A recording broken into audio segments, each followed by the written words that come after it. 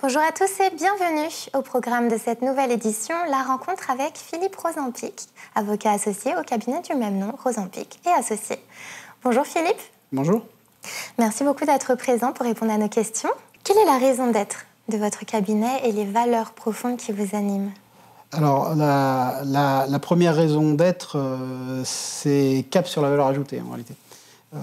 On est dans un métier qui est en profonde transformation et en profonde transition. Je ne sais pas encore de quel côté la pièce va tomber, mais entre les algorithmes, ChatGPT, le nombre d'avocats, le taux de l'heure qui baisse, etc., ce que je remarque, c'est que le métier est pris entre deux serres. La première, c'est la standardisation. La semaine dernière encore, je regardais des contrats de private equity qui étaient strictement les mêmes que ceux que j'avais fait il y a 6 mois, 1 an. Donc il n'y avait pas une virgule de changé, ce n'était pas le même cabinet pourtant. Donc en réalité, il y a une standardisation qui s'est mise en place de façon importante, ça c'est sûr. Et la deuxième, c'est la culture du risque zéro en réalité, qui est rentrée dans tous les pores de la société, et y compris dans les grandes entreprises, y compris dans le droit, où on fait plus parfois de modèles que notre métier d'avocat d'affaires. Et donc, pour moi, c'est cap sur la valeur ajoutée. C'est également d'être véritablement le partenaire, le sparring partner de mes clients. Quand je dis sparring partner, c'est pas juste être appelé le vendredi pour faire un contrat pour le lundi. C'est juste parler avec eux d'économie, d'évolution du business, du current trading, ce qu'il faut vendre, ce qu'il faut acheter, telle filiale, pas telle filiale, qu'est-ce que veut dire la réglementation européenne, etc. Un rôle de conseiller, finalement. Un rôle de conciliérie, peut-être à l'italienne, puisqu'ils nous ont un peu devancé sur le sujet. En tout cas, avec l'âge, c'est à ça que j'aspire, en réalité. La technique est aujourd'hui totalement digérée, en réalité. Donc, le métier est assez mature. Et d'un grand cabinet à un autre grand cabinet, quelque part, il n'y a pas d'écart technique. Voilà, il ne devrait pas y en avoir, en tout cas. Et cette technique, elle est en train de descendre aussi dans tous les maillages de la société du droit. À quel niveau ? Vous avez beaucoup d'anciens associés de grands cabinets qui créent leur structure, comme moi, ou qui l'ont fait avant. Et donc, ils ont cette expérience technique. Voilà, ils l'ont, l'expérience technique. Après, ils ont d'autres contraintes, qui sont aussi des contraintes économiques, qui parfois les poussent à faire plus de volume que de qualité. Mais la réalité, c'est que si la technique est digérée, elle le sera encore plus avec ChatGPT et avec tout ce qui va arriver, ça veut dire qu'il faut bien avoir un cap qui est différent. Et ce cap, pour moi, ça a toujours été dans ma carrière la valeur ajoutée. J'ai toujours construit mon métier un peu comme une mission de militaire, finalement. C'est quand on a un dossier, on l'amène à bonne fin. Voilà. Et c'est ça qui m'intéresse. Et donc, ce cap sur la valeur ajoutée, il est fondamental pour les années qui viennent. L'humain a donc une place importante pour vous, mais aussi pour vos clients. Vous sentez que c'est réellement une demande de leur part ? Alors, un accompagnement sur mesure. Est-ce que c'est une demande de leur part ? Je pense qu'on est encore un peu entre deux. D'accord. On est encore un peu entre deux. On a vraiment, si je balaye très vite, allez, 2000-2008, ça pleut des hallebardes dans le métier du droit, on fait de la rhenocopie, ça fonce, ça tout, voilà, très bien.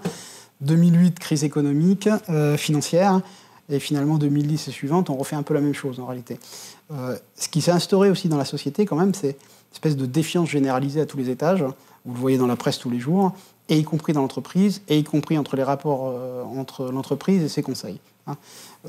Moi, je pense qu'en réalité, la valeur ajoutée, elle est d'abord liée à la confiance. Pas de confiance, ça devient compliqué, chacun joue sa partition pour son propre intérêt.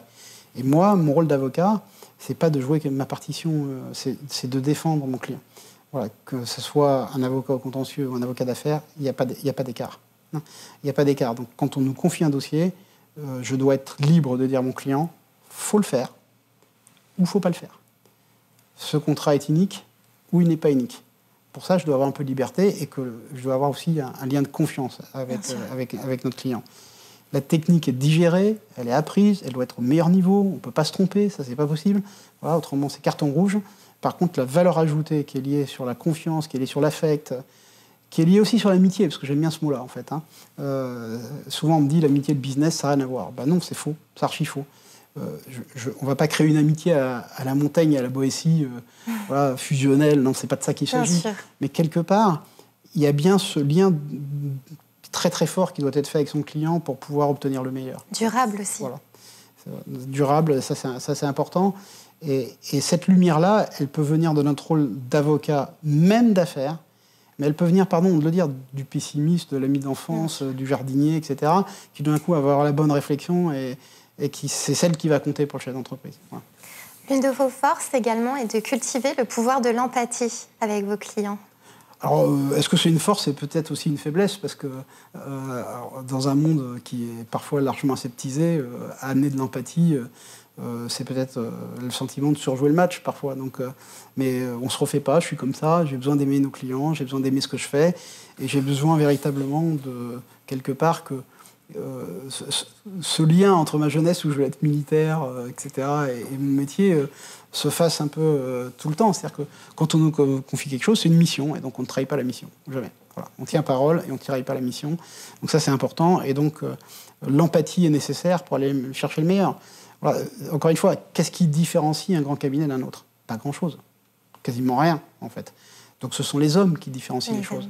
Et donc si vous n'avez pas d'empathie et que votre client se dit, bon, finalement, cet avocat d'affaires, il défend juste sa ligne de travail, son truc, et demain, il m'a oublié, et puis il travaille pour mon concurrent parce que ça représentera une ligne sur le PNL, c'est pas comme ça qu'on construit des relations durables. Donc ça, pour moi, c'est important qu'il y ait cette empathie, et dans les deux sens, et c'est pas grave si on l'a pas. Voilà, autant que nous on la donne. Voilà, c'est pas grave si on l'a pas autant qu'on la donne. Voilà. Donner sans attendre de recevoir en retour. Vaut mieux être déçu que décevoir. Très bien, c'est noté. Avez-vous une anecdote à nous raconter? Alors, en 30 ans de carrière, des anecdotes, il y en a 10 par an, donc des bonnes et des moins bonnes. Voilà, on côtoie le meilleur comme... Votre préféré? Non, il y en a plein. On côtoie le meilleur comme le pire de la nature humaine. Non, encore une fois, moi, ce que j'aime, c'est quelque part de réfléchir en amont, et notre intervention doit se situer largement en amont d'une opération, quitte à convaincre nos clients. Je me souviens d'un garçon qui avait passé toute sa vie dans son entreprise. C'était une entreprise qui faisait de l'imprimerie papier. Il avait commencé comme ouvrier, voilà, et puis il avait racheté la boîte. Et je connaissais son époux, je connaissais ses enfants. Et véritablement, on était en train de changer de modèle, on était en train de passer au digital, et il allait faire faillite dans 5 ans. Donc on l'a convaincu de vendre son entreprise à une grande entreprise internationale qui allait le digérer, qui allait l'absorber, qui allait prendre une part de marché. On l'a fait contre son gré. Et il a tout fait pour ne pas faire cette opération. Il a tout fait pour ne pas la faire. Quand on l'a faite, il est parti un petit peu en dépression quelque temps. Mais j'ai encore en tête les remerciements de sa femme, de ses enfants, parce qu'on avait juste sauvé leur patrimoine et puis sauvé sa vie, en fait. Voilà. Tout simplement. Et ça, c'est fondamental. Et c'est notre vrai rôle. C'est pas parce que je suis avocat d'affaires que l'humain n'existe pas. Certainement pas. Parfois, il faut prendre des décisions très difficiles. Mais très difficiles, très difficiles. Il y en a plein. Voilà, il y en a dans tous les sens. Voilà, comme convaincre aussi nos partenaires financiers, parfois, qu'il vaut mieux vendre l'entreprise à une autre entreprise pour faire un champion français, plutôt qu'une autre entreprise financière, voilà, avec un effet de levier majeur, etc. Des fois, c'est pas le bon moment de faire ça. Donc, il faut pouvoir basculer avec une vraie liberté, des fois en abandonnant un peu de prix, mais en faisant d'une entreprise extrêmement valorisante pour l'histoire qu'on est en train de construire et pour les salariés. Ça, c'est important aussi. Dans l'une de vos tribunes, vous avez proposé une piste pour un meilleur, je cite, partage de valeur, notamment dans les opérations de LBO. Et vous avez fait vôtre la notion de dividende du travail. Est-ce que vous pouvez nous expliquer de quoi il s'agit? Oui, bien sûr. Alors, je crois que tout ça trouve une racine pour moi dans mon parcours personnel, puisque j'ai vécu ces 30 années dans le droit comme une sorte de rêve éveillé. Venant de ma campagne, avec premier jour chez Freshfields, j'avais même pas de costume, donc ils m'ont dit d'aller me changer pour arriver le lendemain. Donc voilà, j'ai eu mon brevet de Concorde, etc. etc. Donc j'ai l'impression, pendant 30 ans, de vivre parfois un rêve éveillé, où on progressait, on faisait des choses formidables, on tirait la machine, on travaillait énormément, mais tout ça était très fructueux, en fait. Aujourd'hui, on peut tous remarquer que, quelque part, cet ascenseur social... Il est un petit peu, alors je ne sais pas s'il est en panne, mais en tout cas, on peut dire qu'il est parfois en panne, ça c'est sûr. On voit que les jeunes générations ont du mal à travailler dans les groupes.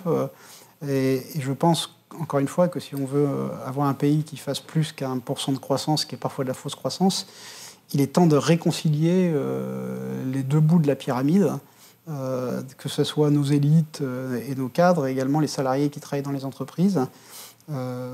Juste un exemple, quand j'ai commencé à travailler, j'ai loué mon premier appart, c'était 3 000 francs pour 50 mètres carrés.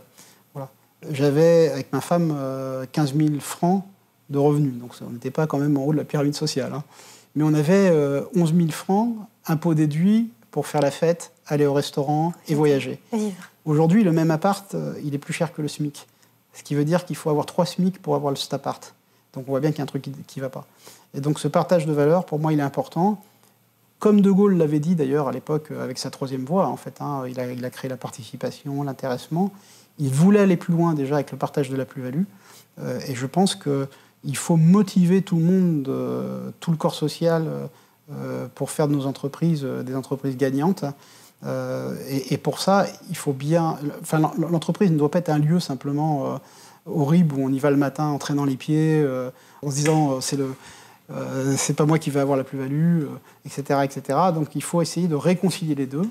Et c'est pour ça que j'ai fait cette tribune, parce que je pense notamment que quand on fait une opération financière à LBO, je ne vois pas à quel titre finalement on aurait 10 cadres qui accéderaient à la plus-value et pas tout le corps social qui a finalement permis aussi cette plus-value. Donc ça, pour moi, c'est quelque chose qui me semble intéressant comme voie, à la fois pour apaiser les débats sociaux, redonner de la motivation, redonner du sens, de l'énergie, puis peut-être quand même, rêvons un peu, faire de nos entreprises des entreprises exportatrices, rehausser le niveau de vie, avoir plus que 1% de croissance, et peut-être, encore rêvons qu'on soit complètement fou, diminuer le déficit de 3 000 milliards à quelque chose de comestible.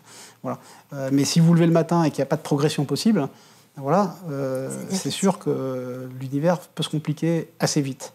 Et je pense que tout le monde y perdra, en fait, que ce soit les salariés, les entrepreneurs, les élites, tout le monde y perdra. Donc il faut remotiver les gens, leur redonner du sens et leur donner le sentiment que le travail permet d'accéder à quelque chose. C'est pas juste un fardeau à porter avant de se faire virer 40 fois comme aux États-Unis dans une carrière. C'est pas possible. Donc voilà. Alors quel serait le précieux conseil s'il y en avait un seul à donner aux chefs d'entreprise, justement? Alors le premier conseil que je leur donnerais, c'est refaites confiance. Voilà. D'accord. Refaites confiance.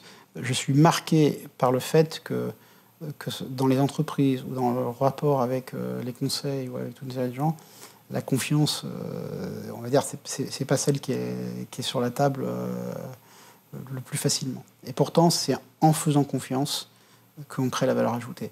Ça ne veut pas dire qu'on fait confiance à un avocat qui ne sait pas faire pour faire des choses qu'il ne sait pas faire, mais quand on a choisi son avocat, quand on a choisi ses cadres, quand on a choisi les gens qui les entourent, c'est pas juste mettre des gens qui peuvent vous faire de l'ombre. Surtout pas. Enfin, surtout pas hésiter à avoir des gens compétents autour de soi. Voilà. Mais refaites confiance, remettez un peu d'affect dans tout ça. Amitié et d'empathie. Un peu d'empathie.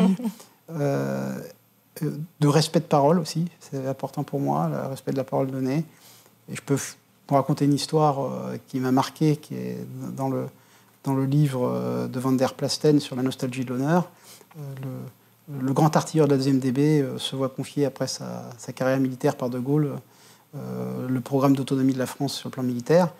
Et puis, bon, voilà, il a la retraite, il fait un dîner avec ses petits-enfants, et puis il dit, oh là là, avec tout ce que je savais, les Américains ont essayé de me débaucher en me proposant un pont d'or, alors qu'en France, je ne gagnais pas des tonnes. Et les petits-enfants lui disent, mais papy, pourquoi tu ne l'as pas fait, quoi? Et il dit, mais ça, c'était juste pas possible. J'avais donné ma parole au général de Gaulle. Voilà. Et donc, pour moi, qui suis un produit de gens qui sont issus eux-mêmes de ces générations-là, c'est un exemple. Une chose importante, c'est ça. Il faut rebasculer dans ces valeurs-là. C'est fondamental. La valeur ajoutée n'a fait que baisser. Donc, de toute façon, il faut recréer la valeur ajoutée. C'est fondamental. Eh bien, écoutez, merci Philippe. Ce sera le mot de la fin. Merci. C'est ainsi que s'achève cette édition consacrée à Rosanne Piquet Associés. Un grand merci à vous pour vos réponses. Merci à vous, en tout cas. On se retrouve très prochainement pour une nouvelle édition.